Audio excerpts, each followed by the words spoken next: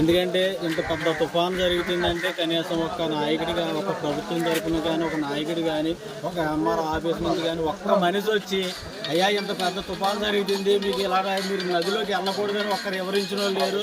దయచేసి ఎందుకంటే మా మత్స్యకారులు కూడా మేము కూడా నది మీద బతకాలి, నది మీదకి వెళ్ళాలని వారం రోజుల బట్టి నుంచి ఛానల్లో వీడియోల్లో చెబుతున్నారు. కానీ ఇక్కడ మీరు వెళ్ళకూడదు, మీకు వెళ్తే ఇంత ప్రమాదం జరిగిద్దని ఒక్క అధికారి వచ్చి రేవులోకి వచ్చి మీరు వెళ్తే ప్రమాదం జరిగిద్దని దాదాపు లేదంటే 100 నుంచి 90 పడవలు వేసామండి. వాళ్ళ నదిలో వేసిన ప్రతి పడవకు వచ్చి 20 నుంచి 30 వేల రూపాయలు వాళ్ళు వేసాం. ఒక్క వాళ్ళు కూడా 10,000 రూపాయలు వాళ్ళు కూడా లేపడానికి అంగీకారం లేకుండా ప్రతి ఒక్క వల్ల పోనీయండి. ఇప్పుడు మాకు ఎవరి దగ్గరికి వెళ్ళి అడగాలో, ఎవరిని సహకరించాలో కూడా మాకు తెలియట్లేదు.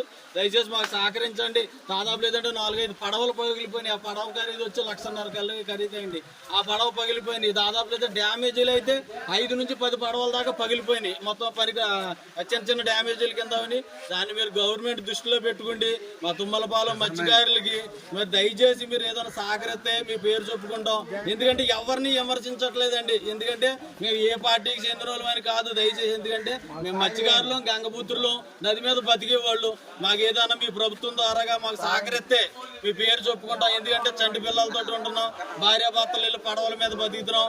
దాదాపు లేదంటే ఒక్కొక్క పడవ ఖరీదు వచ్చి, ఒక్కొక్క పడవ వేసిన ఖరీదు వచ్చి 20,000 నుంచి 30,000 రూపాయలు వాళ్ళు నదిలో ఉండిపోయినాయండి. వాళ్ళ లేపడానికి వెళ్ళి పడవకు వచ్చి 10 మంది చొప్పున వెళ్ళినా అసలు లేపడానికి ఆస్కారం కూడా రాలా.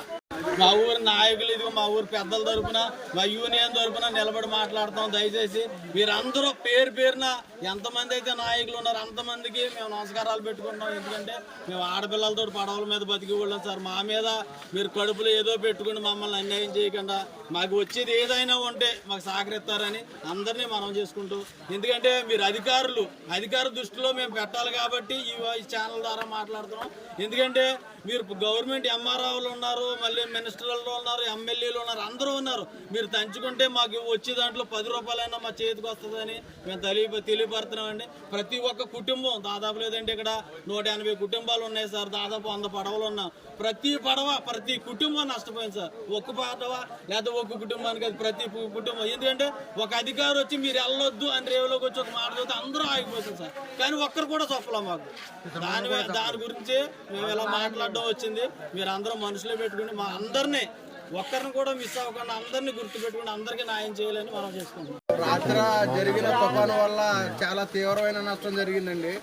ఒక 90 పడవలు వల్లేసి వచ్చినాయి. వల్ల మొత్తం కొట్టిపోయి ఎవరు తరం కూడా కాదు, తీలైపోయాం. వల్ల మొత్తం ఒక 3-4 పడవలు అయితే ముక్కల కింద తిరిగిపోయి, ఒక 15 నుంచి 20 పడవలు అయితే మొత్తం పూర్తిగా డ్యామేజ్ అయిపోయి చాలా నష్టం జరిగిందండి.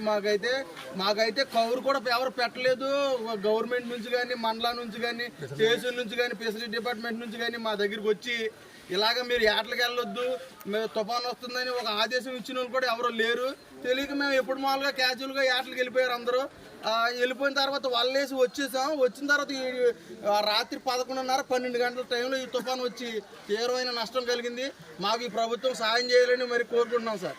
మరిన్ని వీడియోస్ కోసం ఛానల్ ని సబ్స్క్రైబ్ చేయండి. లేటెస్ట్ అప్డేట్స్ కోసం వాట్సాప్ ఛానల్ ని ఫాలో చేయండి. అండ్ లింక్ డిస్క్రిప్షన్ లో ఉంది.